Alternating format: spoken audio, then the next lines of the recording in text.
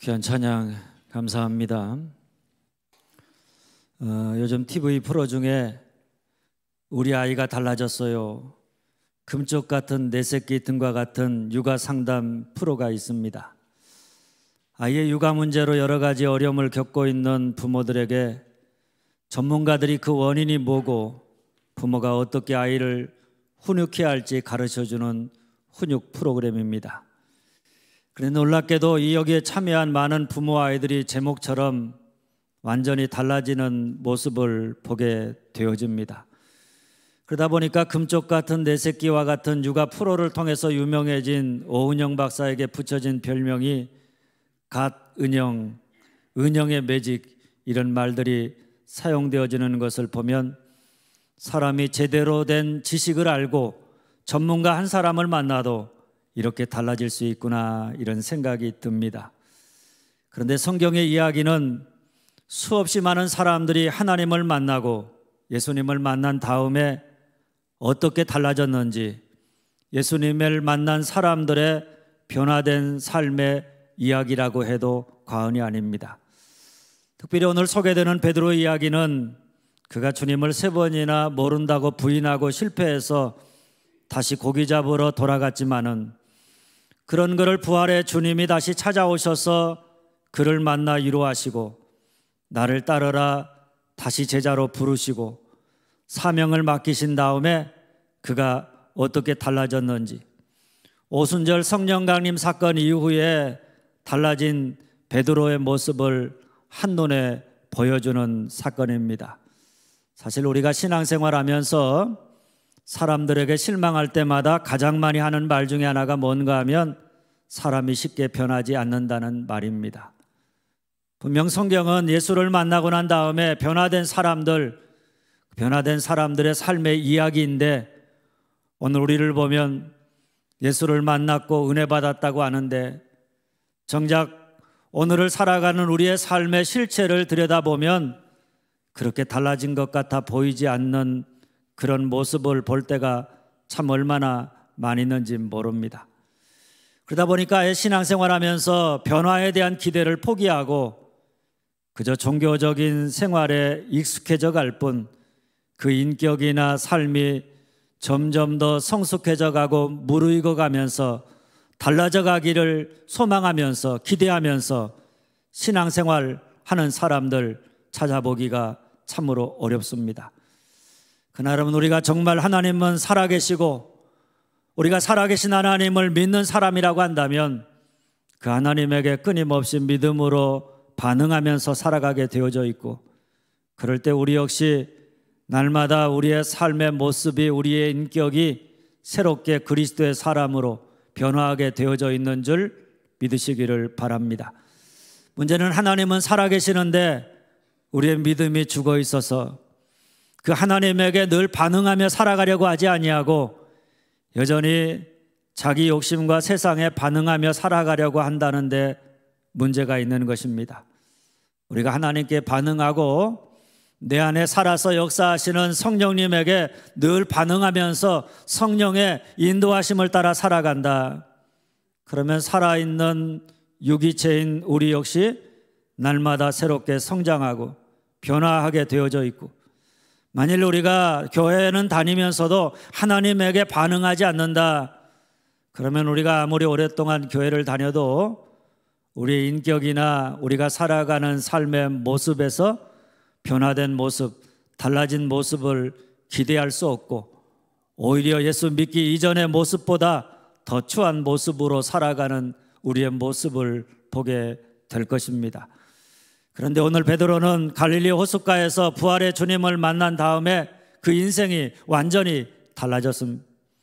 그 이유는 그가 이전에는 자기가 주인이 되어서 주님이 자기의 욕심에 반응하도록 하는 신앙을 살다가 실패한 다음에 이제는 주님이 그 인생의 주인이 되어서 그가 주님에게 날마다 반응하며 살아가는, 그야말로 성령 강림 사건 이후에 늘 성령 충만함을 사모하고 성령의 인도하심을 따라 살아갔기 때문입니다. 오늘 말씀 바로 그 결과 그가 어떻게 달라졌는지, 베드로의 달라진 모습을 우리에게 보여주는 말씀입니다. 오늘 말씀에는 한 절망적인 사람이 등장합니다. 그는 나면서부터 안전뱅이입니다. 혼자서 먼 거리를 이동할 수 없어서 항상 누군가의 도움이 필요한 사람입니다.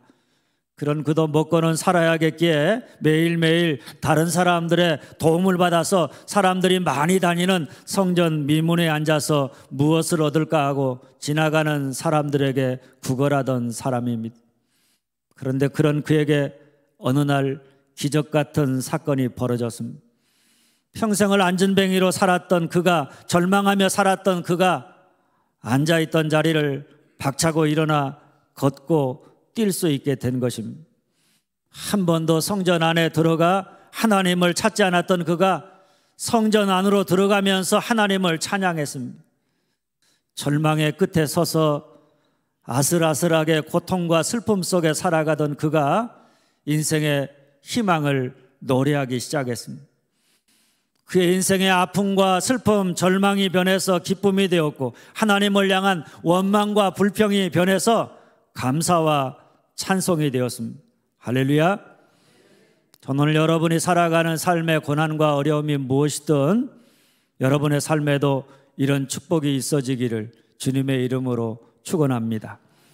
그런데 사실 오늘 말씀의 중심은 성전 미문에 앉아 구걸하던 안전뱅이가 일어나 걷기도 하고 뛰기도 했다는 데 있는 것이 아닙니다. 그것보다 더 중요한 것은 베드로와 요한의 변화된 모습입니다. 사도행전 2장을 통해서 누가는 마가의 다락방에서 120명의 제자들이 성령 충만함을 받고 달라진 제자들의 공동체의 모습, 초대교회의 아름다운 모습을 그려주었습니다.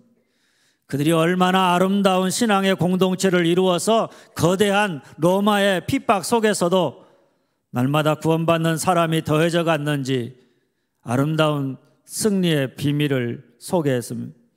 그리고 오늘 3장에서는 성전 미문에 앉아 구걸하던 안전뱅이를 일으켜 세운 이야기를 통해서 성령 강림 이후에 베드로와 요한이 어떻게 달라졌는지, 성령이 임한 다음에 그들의 삶에 일어난 변화가 무엇인지 변화된 모습을 우리에게 상세하게 그려주고 있습니다.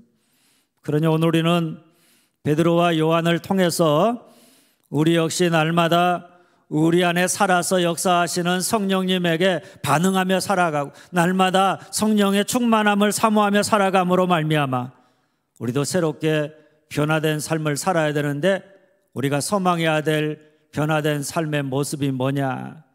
첫째, 따라서 합니다. 하나님을 향해 규칙적으로 기도한다. 하나님을 향해 규칙적으로 기도한다. 1절입니다. 제9식 기도 시간에 베드로와 요한이 성전에 올라갈새. 베드로와 요한이 규칙적으로 성전에 올라가서 뭘 했느냐? 기도했습니다. 그것도 유대인들이 하루에 3번 시간을 정해놓고 성전에 올라가 기도하는데 베드로와 요한 역시 시간을 정해놓고 성전에 올라가 기도하기를 힘썼다는 사실입니다.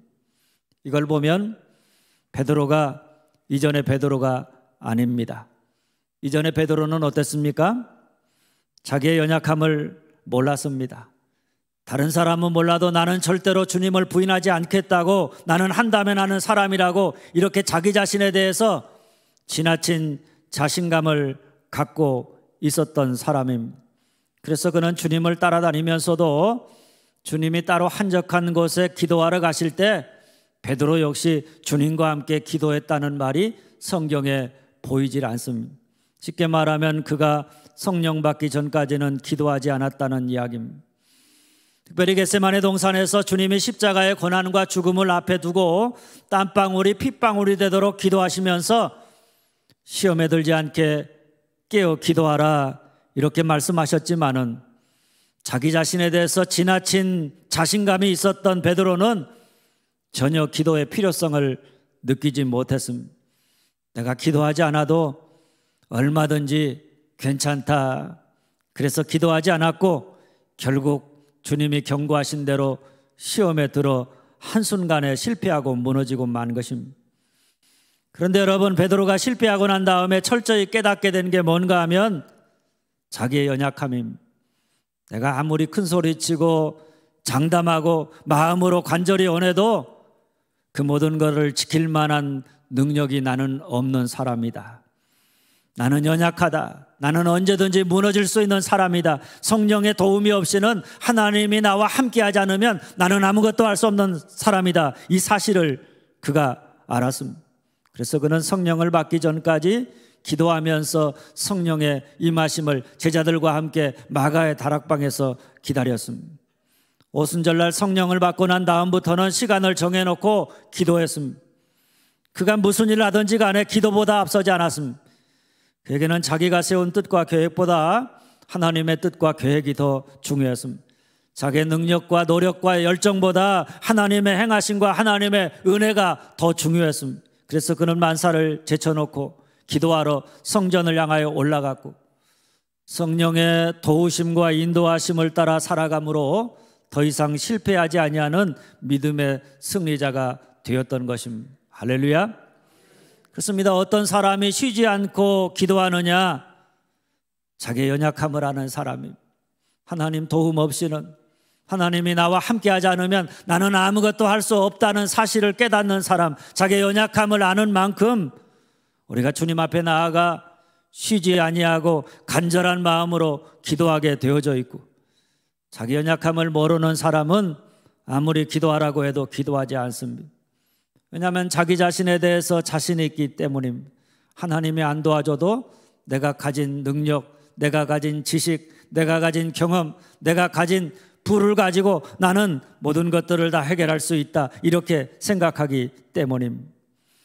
그러나 여러분, 기도하지 않는 사람, 자기의 실체를 모르고 성령의 도우심을 전적으로 의지하면서 살아가지 않는 사람, 매일매일 삶의 순간마다 성령의 충만함을 사모하며 살아가지 않는 사람, 그런 사람은 언제든지 바로 그 자기 자신 때문에 또다시 실패하고 넘어지게 되어져 있는 줄 아시기를 바랍니다. 그런데 오늘 베드로는 갈릴리 호숫가에서 부활의 주님을 만난 다음에 달라졌습니다. 자기를 지나치게 믿고 기도하지 않던 사람이 자기의 연약함을 알고 나는 언제든지 무너질 수 있다는 사실을 깨닫고 쉬지 아니하고 하나님 앞에 나아가 하나님 도움이 없이는 나는 아무것도 아닙니다 고백하면서 기도하는 사람이 되었습니다. 우리가 진짜 예수 믿고 달라졌다면 그 무엇보다 먼저 어디에서부터 변화가 일어나느냐? 기도의 삶입니다. 예전에는 기도하라고 하면 뭐 기도할 것이 있어야 기도하지요. 문제가 생기면 제가 그때 기도할게요. 이렇게 말하던 사람들이 얼마나 많이 있는지 모릅니다. 기도하라고 해도 기도하지 않고 자기를 의지하며 살던 사람이 이제는 기도 없이는 아무것도 할 수 없음을 알고 자기의 연약함을 깨닫고 끊임없이 하나님 앞에 나아가 기도하는 사람, 늘 성령의 도우심이 없이는 나는 아무것도 할 수 없음을 깨닫고 성령 충만함을 늘 사모하며 살아가는 사람, 바로 그런 변화가 오늘 여러분과 저에게 있어지기를 주의 이름으로 축원합니다. 둘째 따라서 합니다. 사람을 향해 긍휼을 나타낸다. 사람을 향해 긍휼을 나타낸다. 4절 전반절입니다. 베드로가 요한과 더불어 주목하여 이르되, 부활의 주님을 만난 베드로에게 일어난 첫 번째 변화는 기도의 삶입니다. 주님 앞에 나아가서 주님을 향하여 기도하는 삶, 주님만을 전적으로 의지하며 살아가는 삶, 바로 그런 기도의 삶의 변화입니다. 그런데 하나님을 향해서 기도하는 사람은 그 다음에 일어나는 삶의 변화가 뭔가 하면 다른 사람에 대한 관심과 긍휼입니다. 특별히 내게 이익이 되고 도움이 되는 높은 자, 가진 자가 아니라 낮은 자, 없는 자에 대한 관심과 긍휼입니다. 만일 믿음이 있노라 하면서 내가 기도하는 사람이라고 말하면서 하나님을 향한 관심과 열정은 가득한데 다른 사람에 대한 관심과 배려와 존중, 사랑이 없다. 예수 믿는다고 하는데 철저히 자기중심적이고 자기밖에는 모르고 자기 이익을 따라 살아간다. 그런 경건을 성경은 헛된 경건이라, 거짓된 믿음이라, 올바른 변화가 아니다, 이렇게 이야기합니다. 우리가 하나님을 향해서 기도하는 삶을 살아간다면 그로 말미암아서 우리에게 일어난 새로운 삶의 변화는 다른 사람에게 관심을 갖고 긍휼을 나타내는 자가 되어야 마땅한 것입니다. 베드로와 요한이 제9시 곧 오후 3시에 성전에 기도하러 올라가는 도중에 성전 앞에서 구걸하던 안진뱅이를 만났습니다. 그는 성전에 들어가려는 베드로와 요한의 가는 길을 막아서서 구걸을 합니다. 이때 성경은 베드로와 요한이 그를 주목하여 보았다, 이렇게 증언하고 있습니다. 사실 베드로와 요한은 이전에 뭘 주목하면서 살았는가 하면 예수를 통해서 얻게 될 자기 영광, 성공, 부를 주목하며 살았던 사람입니다.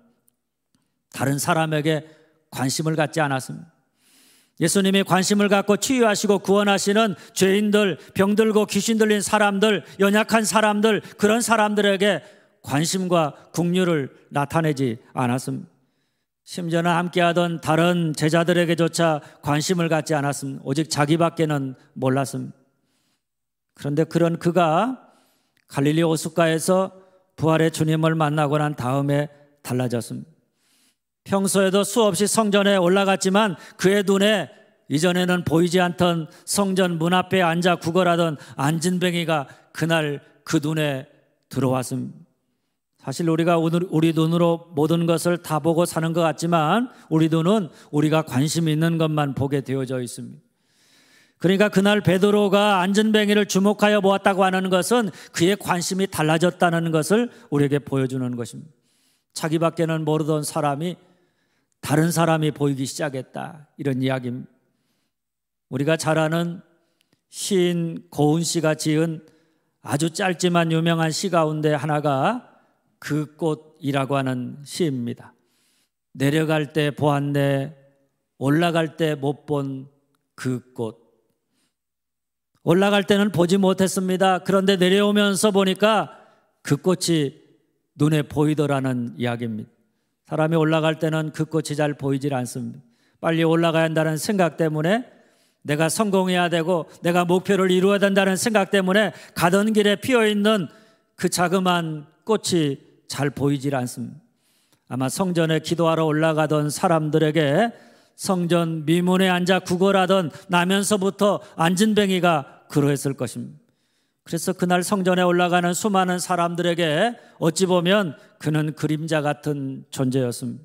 그가 어떤 사람인지, 그는 언제부터 저렇게 안진뱅이가 되어서 왜 여기에 앉아 구걸하고 있는지 전혀 관심이 없이 그저 나도 빨리 성전에 올라가서 기도해야겠다, 이 생각뿐이었기 때문입니다. 그런데 그날 베드로와 요한은 달랐습니다. 그들 역시 다른 사람들처럼 제9시에 기도하러 성전에 올라갔습니다. 그런데 가는 도중에 그들의 눈에 성전 미문에 앉아있던 바로 그 사람이 보였습니다. 아무도 관심 갖지 않던 그저 하나의 몸짓에 불과했던 그 사람이 눈에 들어왔습니다. 그래서 가던 길을 멈추었습니다. 그를 주목했다, 이렇게 말합니다. 그가 어떤 상황에 있는지, 왜 그가 이 자리에 앉아서 구걸하고 있는지, 언제부터 안진뱅이로 살아왔는지, 그 모든 것들을 궁금해서 물어보았다, 이런 이야기입니다. 이것은 베드로의 관심이 지금 어디에 있느냐, 베드로의 관심과 사랑의 대상이 달라졌다는 것을 보여주는 장면입니다. 그리고 구걸하던 그를 보고 이렇게 말합니다. 한번 따라서 합니다. 우리를 보라, 우리를 보라. 사실 구걸하던 그는 베드로와 요한을 보았지만은 그를 주목해서 본 게 아닙니다. 그냥 아무 의미 없는 눈으로 쳐다본 것뿐입니다. 이때 베드로가 그를 주목하여 말합니다. 우리를 보라. 눈과 눈을 마주하여 보라는 말입니다. 그러자 베드로의 눈과 안진뱅이의 눈이 서로 마주치게 되었습니다. 눈과 눈이 마주쳤다, 이걸 속된 말로 뭐라고 하는가 하면 눈이 맞았다, 이렇게 말합니다. 우리 한국 사람들은 사랑했다, 그 사랑을 눈이 맞았다, 이렇게 표현합니다. 사랑에 대한 참 재미있는 표현입니다. 오래전에 김재동 씨가 진행하던 톡투유라고 하는 토크 프로에서 김재동 씨가 방청석에 앉아있던 고등학교를 갓 졸업하고 고속도로 휴게소 편의점에 근무하던 여성에게 근무하면서 뭐가 제일 힘드냐 물었습니다. 그 어린 여성의 대답이 뭐였는가 하면 어린들이 물건을 사고 난 다음에 얼마예요? 이렇게 이야기를 하면 돈을 주는 게 아니라 돈을 던진다는 것입니다. 거기다가 안녕히 가세요 이렇게 말하면 거기에 대해 눈길은 물론이고 아무 대꾸도 하지 아니하고 그냥 떠나가는 모습에 너무나 마음에 상처를 받았다고 눈물을 흘리면서 이야기했습니다. 참 공감이 되는 이야기입니다. 저도 그때부터 신경 써서 반응하는 것 중에 하나가 택배 기사님들이 저희 집 앞에 물건을 배달하고 저에게 문자를 보냅니다. 택배 집 앞에 놓고 갑니다. 그러면 저도 가능한 한 감사합니다. 건강하시고 오늘 또 행복하세요. 이렇게 짧은 문자를 보냅니다. 그러면 그분들이 꼭 저에게 고맙습니다. 이렇게 답장을 하는 것을 받게 되어집니다. 예수 믿는 우리에게 일어난 사랑의 기적, 거창한 데서부터 시작되는 게 아닙니다.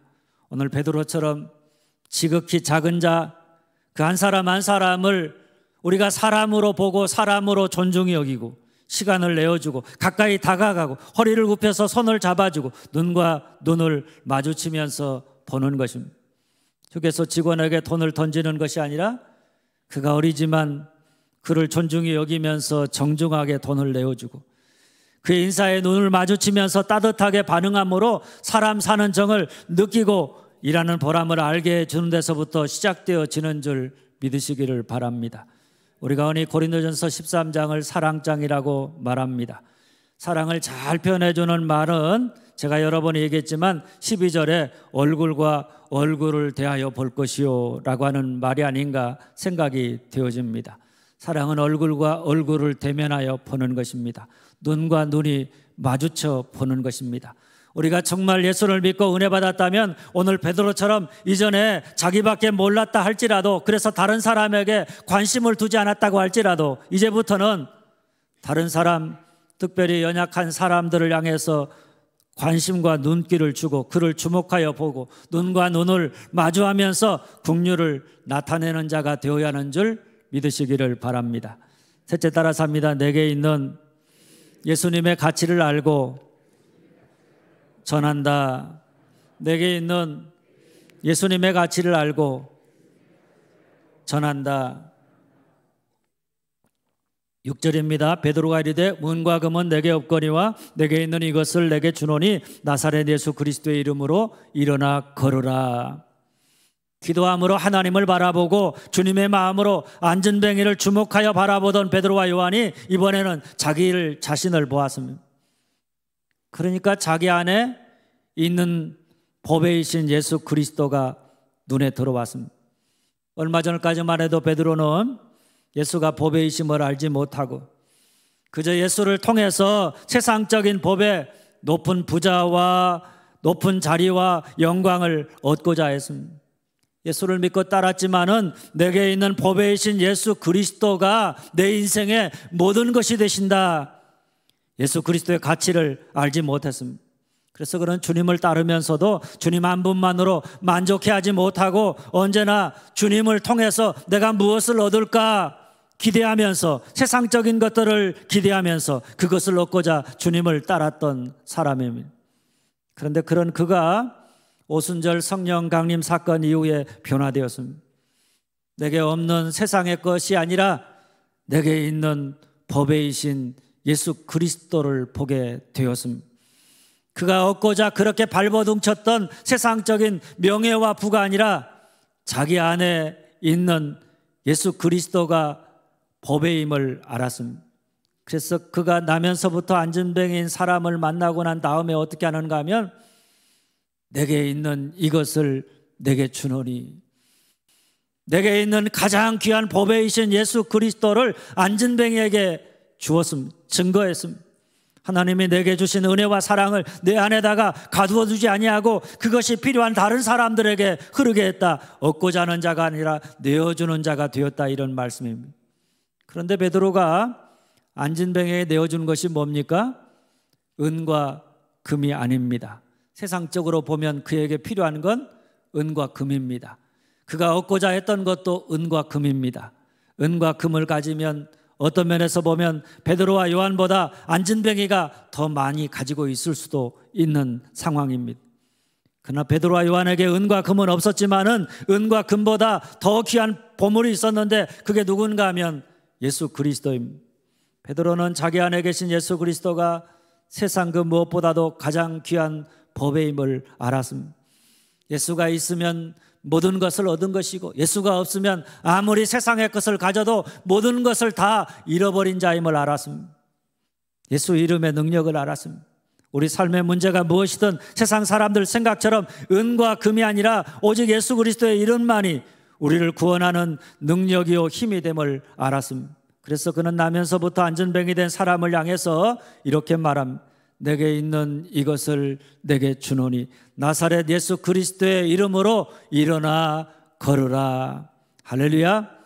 여러분, 우리가 신음하는 이 세상, 실패와 절망 속에서 탄식하는 죄악된 세상을 살리기 위해서 주어야 할 것은 다른 게 아닙니다. 그들이 얻고자 하는 은과 금이 아닙니다. 뭡니까 여러분? 우리에게 있는 보배이신 예수 그리스도, 예수 그리스도의 이름을 주어야 하는 줄 믿으시기를 바랍니다. 중세 교황에게는 두 개의 방이 있었는데 한 곳은 성호를 그리면서 신의 축복을 선언하는 방이었고 다른 하나는 거두어리는 은과 금을 쌓아두는 방이었다고 합니다. 그런데 한 번은 교황이 학자인 에라스무스와 함께 교황청 문 바깥에 서 있는데 잠시 후에 길게 이어지는 마차 행렬이 교황청에 바치는 1년치 은금을 싣고 들어오는 것이었습니다. 그때 교황이 에라스무스를 보고 매우 만족스러운 표정을 지으면서 이렇게 말을 했습니다. 더 이상 교회는 내게 은과 금은 없다 이렇게 말해서는 안 되겠지요? 에라스무스가 빙그레 웃으면서 대답합니다. 예, 그렇습니다. 교회 은과 금이 있다면 이제 교회는 더 이상 안전뱅이에게 예수의 이름으로 일어나 걸어라 이렇게 말할 수도 없을 것입니다. 뭘 이야기합니까? 교회가 예수 그리스도의 이름 대신에 은과 금을 대체해버렸다. 그래서 교회 안에 예수 그리스도는 없고 은과 금으로 가득하게 되었다라고 하는 이야기입니다. 중세교회가 망한 이유는 그들 안에 있는 보배이신 예수 그리스도의 가치를 알지 못하고 예수를 증거하는 교회가 아니라 예수의 이름보다 은과 금을 더 소중히 여기면서 그것을 소유하고자 탐욕의 노예가 되었기 때문에 결국엔 세상을 쫓아가다가 세속화되어 망하게 된 것입니다. 그런데 오늘 베드로와 요한이 믿고 신뢰했던 것은 은과 금이 아니었습니다. 안전뱅이의 인생의 미래의 희망을 줄 수 있는 것은 은과 금이 아니라 절망하는 사람에게 희망을 줄 수 있는 것은 은과 금이 아니라 나사렛 예수 그리스도의 이름, 그 이름만이 우리를 구원하는 능력이 됨을 알았습니다. 그래서 베드로는 나면서부터 안전뱅이인 사람을 향해 이렇게 말합니다. 내게 있는 이것을 내게 주노니 나사렛 예수 그리스도의 이름으로 일어나 걸으라. 여러분, 오늘 우리가 신음하는 이 세상, 실패와 절망 속에서 탄식하는 이 세상을 향해 주어야 될 것은 은과 금이 아닙니다. 우리 안에 있는 보배이신 예수 그리스도, 그 예수의 이름을 주어야 하는 줄 믿으시기를 바랍니다. 주 예수보다 더 소중한 것은 없습니다. 주님이 있으면 모든 것을 얻은 것이고 주님이 없으면 모든 것을 다 잃어버린 것입니다. 따라서 우리가 예수를 믿는다면 이제부터는 세상에 있는 것 더 얻고자 욕심 부리면서 탐욕의 노예가 되어 남의 것을 빼앗는 자가 아니라 내 안에 보배이신 예수 그리스도의 가치를 알고 우리 안에 있는 예수 그리스도의 이름으로 일어나 걸으라 이렇게 선포하면서 내어주는 자로 살아가는 자가 되어야 하는 줄 믿으시기를 바랍니다. 넷째, 따라 삽니다. 자기가 아니라 예수를 향하게 한다. 자기가 아니라 예수를 향하게 한다. 12절입니다. 베드로가 이것을 보고 백성에게 말하되 이스라엘 사람들아 이 일을 왜 놀랍게 여기느냐. 우리 개인의 권능과 경건으로 이 사람을 걷게 한 것처럼 왜 우리를 주목하느냐. 중요한 말이 왜 우리를 주목하느냐는 말입니다. 상황은 이렇습니다. 나면서 안전뱅이 된 사람이 일어나 성전에 들어가면서 걷기도 하고 뛰기도 하고 하나님을 찬송했습니다. 이런 그의 모습을 보던 성전 안에 있던 사람들이 크게 놀랐습니다. 분명 자기들이 알던 성전 앞에서 구걸하던 나면서부터 걷지 못하던 바로 그 사람입니다. 그런데 그런 그가 걷는 것은 물론이고 펄펄 뛰어다니고 있으니까 놀라지 않을 수가 없는 것입니다. 그런데 그때 나음을 입은 그가 베드로에게 다가가서 베드로를 붙잡았습니다. 자신을 낫게 한 이가 바로 이 사람이다. 이것을 사람들에게 보여주는 것입니다. 만일 이때 베드로가 가만히 있으면 베드로는 저절로 안진뱅이를 낫게 한 사람이 되는 것입니다. 이어서 무사람들의 찬사와 영광을 받게 되어져 있습니다. 그런데 이때 베드로가 이런 상황을 알고 가만히 있으면서 그냥 그 상황을 즐기려 한 것이 아닙니다. 그는 이렇게 말합니다. 우리 개인의 권능과 경건으로 내게 무슨 능력이 있고 내가 믿음이 좋아서 이 사람을 걷게 한 것처럼 왜 우리를 주목하느냐. 이 말은 안진뱅이를 걷게 한 것은 자기가 한 일이 아니라 누가 한 일입니까? 예수 그리스도가 하신 일이라는 고백입니다. 나사렛 예수 그리스도 그 이름의 능력이 나타낸 결과라고 하는 고백입니다. 여러분, 이게 쉬운 게 아닙니다. 이전까지 베드로는 누가 높으냐 제자들과 다투던 사람입니다. 주님은 고난과 십자가의 죽음을 앞에 두고 있는데 베드로의 생각엔 누가 더 높으냐, 높은 자리에 오르고자만 생각했던 그런 사람입니다. 높아지고 싶어서 안달했던 사람입니다. 그런데 그런 그가 이제는 사람들이 그를 하나님처럼 높이는데 스스로 어떻게 하고 있느냐, 자기를 낮춤, 사정없이 내려옴, 그리고 말합니다. 왜 우리를 주목하느냐. 여러분, 우리 주님은 살아계시기에 우리가 주님을 따라 살아갈 때 어떤 모양으로든 반드시 주님의 살아계심을 나타내십니다. 우리의 삶을 통해서 하나님의 능력, 하나님의 살아계심을 우리에게 보여주십니다. 그런데 그때 많은 사람들이 실족하고 많은 것은 주님께 돌려야 될 영광을 마치 자신의 것으로 자기가 차지해버리기 때문입니다. 다른 사람들이 그렇게 자기를 축켜 세울 때 그냥 가만히 그것을 즐기려 하기 때문입니다. 그러나 오늘 베드로는 달랐습니다. 나음을 입은 자가 그를 붙잡음으로 많은 사람들의 시선이 베드로에게 집중되었을 때 그는 그것을 모른 채 하면서 즐기지 아니하고 당연시하지도 않았습니다. 그는 오히려 즉시 솔로몬 행각에 올라가서 무슨 소리냐며 그 일을 행하신 주님을 증거하면서 오직 주님께만 영광을 돌렸습니다. 할렐루야. 여러분, 성령의 사람은 오늘 베드로처럼 자기를 높이는 자가 아닙니다. 자기를 낮추는 사람입니다. 자기가 영광을 받으려고, 높임을 받으려고 안달난 사람이 아닙니다. 오히려 자기의 삶의 모든 것들을 통해서 오직 주님께만 영광이 돌려지기를 소망하며 예수만이 흥하기를 바라는 사람인 줄 믿으시기를 바랍니다. 사랑하는 여러분, 베드로가 갈릴리 호숫가에서 부활의 주님을 만나고 오순절 성령 강림 사건 이후에 확실히 달라졌습니다. 어떻게 달라졌습니까? 첫째, 따라서 합니다. 하나님을 향해 규칙적으로 기도한다. 하나님을 향해 규칙적으로 기도한다. 둘째, 사람을 향해 긍휼을 나타낸다. 사람을 향해 긍휼을 나타낸다. 셋째, 내게 있는 예수의 가치를 알고 전한다. 내게 있는 예수의 가치를 알고 전한다. 넷째, 자기가 아니라 예수를 향하게 한다. 자기가 아니라 예수를 향하게 한다. 바라기는 여러분 모두가 예수를 믿음으로 말미암아 날마다 내 안에 살아계신 주님, 능력으로 역사하시는 성령님에게 반응하며 살아감으로 날마다 새롭게 변화되어 가는 것을 기대하면서 날마다 새롭게 변화되어서 베드로처럼 하나님을 향해서 기도하는 사람, 다른 사람을 향해서 관심과 긍휼을 나타내는 사람, 자기 안에 있는 예수 그리스도의 가치를 알고 예수를 전하는 사람, 그로 말미암아 자기가 아니라 예수 그리스도만이 흥하도록 예수님에게만 영광을 돌리는 참된 믿음의 사람들이 다 되어줄 수 있기를 주님의 이름으로 축원합니다. 기도하겠습니다.